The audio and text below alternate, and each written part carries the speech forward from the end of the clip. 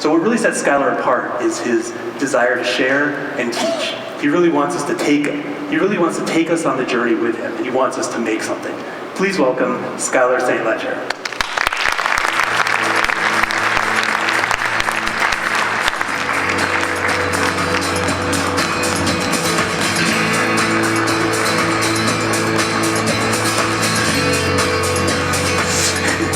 Schuyler, if the tank wasn't already impressive and imposing enough, the lift.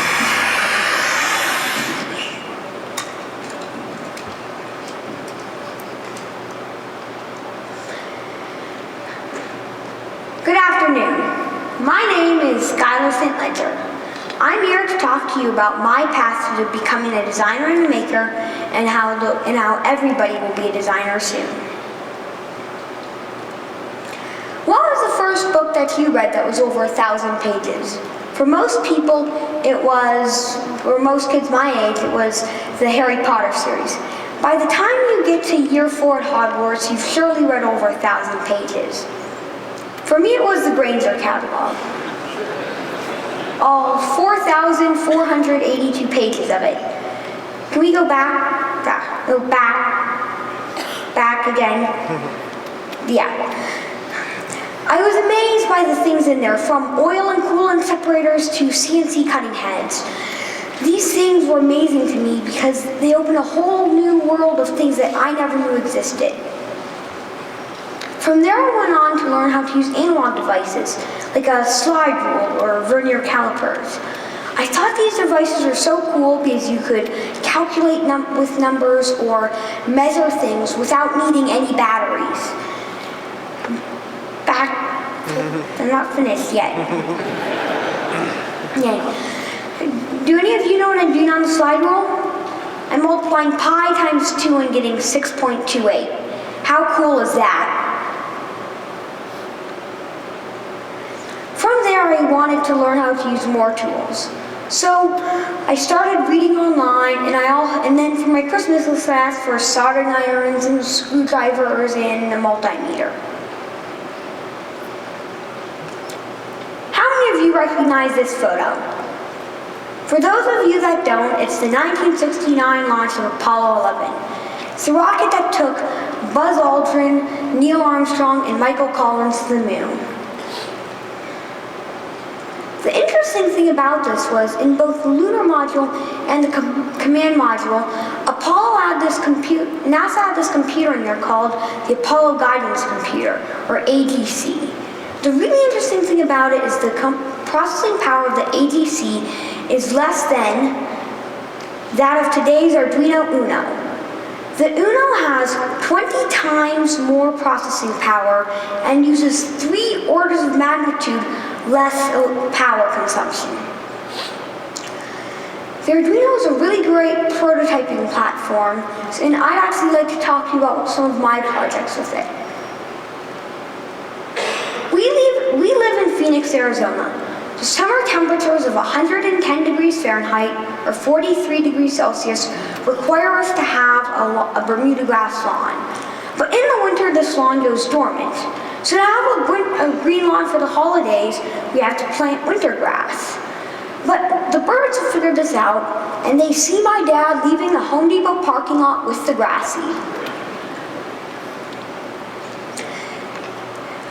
Dad spreads the grass seed. This is our backyard and what it looks like. The whole flock of birds lands and start to eat the seed.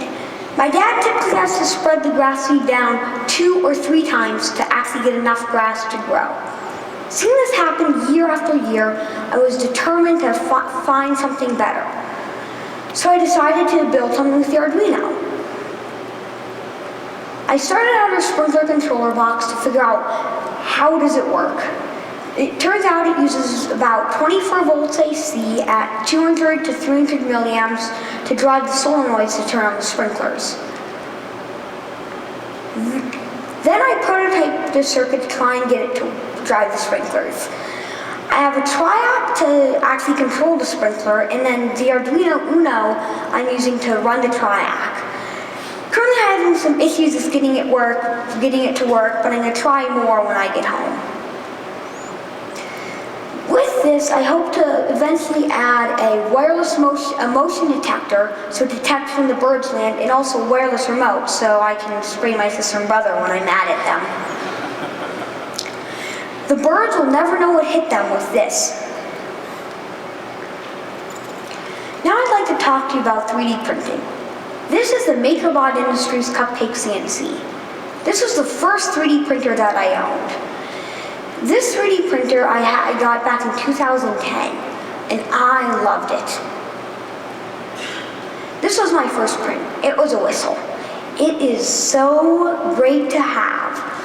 It actually prints the ball inside it, so you can pop it out and you have a whistle with the ball in it. I've probably printed hundreds of these to give away to kids like me who thought this was that my 3D printer was a cool thing too. I gave a presentation at Ignite Phoenix on my 3D printer. It's an event sort of like TEDx. For it, I decided why not make a keychain and 3D print it if I'm speaking about my 3D printer. So I got their 2D logo, and I used Google SketchUp Pro to make it into a 3D key fob. I ended up using a lot of tools, including Google SketchUp Pro, Inkscape, Adobe Photoshop Elements, Replicator G, and Skyforge to get the final keychain. From there, I then did a conference with my dad, and he works at Intel. So I decided, why not make an Intel keychain? Here, what's really great about here is MakerBot, they developed a new printer. The top left one was done on my Thing-O-Matic. That, you can see it's pretty good quality, but it's a little rough. The bottom one was done on a MakerBot, it was done on a MakerBot replicator. The MakerBot replicator has, first of all, much better print quality, as you can tell, and the other cool thing about it is it has dual print heads, so you can actually make parts in 2 colors. For Autodesk University, I decided, why not make a badge for it? So that's what I did. The white badge, I designed these badges in Inventor, and then I went to print them out. Except the badge was too big to fit on the build area of my Thing-O-Matic. So I went to ASU and I asked Dr. Pizziconi at the bioengineering lab if we could borrow his $35,000 Dimension SST 1200ES, because at $35,000, it's out of my 12-year-old budget. So I got that and it looked good. And then, except they can only do white because they're funded by grants and they can't buy a bunch of colors. So MakerBot, Nate at MakerBot was nice enough to print me this red badge on their Replicator 2, which has even better print quality than the first Replicator. 3D printers are really hot in the startup industry. This is the Form 1. This 3D printer was created by some college students who wanted a higher quality 3D printer for a low cost, and they weren't satisfied with what printers like MakerBot offered. So they made a printer that uses a laser to cure UV resin, and then it builds the object that way. That's called SLA. With SLA, you can get extremely high quality parts. Now you're probably wondering, where did I learn all of this? Well, I'm sorry to say, but none of it came from my formal public school education. Not even simple equations like Ohm's law are taught in schools. If you're lucky, it might be taught in middle school, but most students probably won't learn this until college. I'm lucky though, not because of school, but because of my mom. She's an electrical engineer, and she's willing to spend time to teach me equations like these. Thanks, Mom!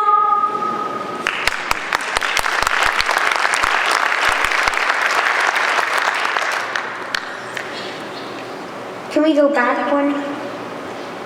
Yeah. When a maker like me wants to go learn more knowledge, we go online, not to school. We'll go to Make and Adafruit and Instructables and Sparkfun. They all have great documentation on just about anything a maker like me would want to learn about. Now, I'm also wondering, what will my education look like when I get to college? Well, I'm hoping that my education will be free. If any of you have kids who are in college, you're probably hoping that too. MIT, Harvard, Stanford, and Berkeley are behind programs like these. These are hopefully going to be big enough that I can take most of my college education through courses, through places like these when I get to college. But there are some things like a lab that just can't be made virtual. I like to have a little different spin on do-it-yourself. I like to think of it as design it yourself and make it yourself. Because when you do something yourself, you first have to design it, then you have to build that design. But I like to add another spin on this. I like to say do it with others, just like David said in his previous talk. You don't just do it by yourself, you go to find a community and they help you with it. I hope you learned something from my talk. I'd really like you to get out there and make something. Thank you.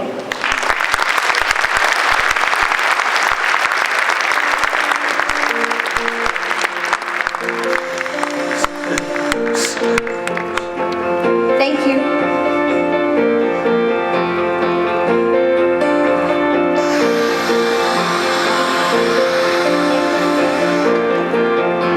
I can't keep my eyes off this thing. I'm intimidated by it.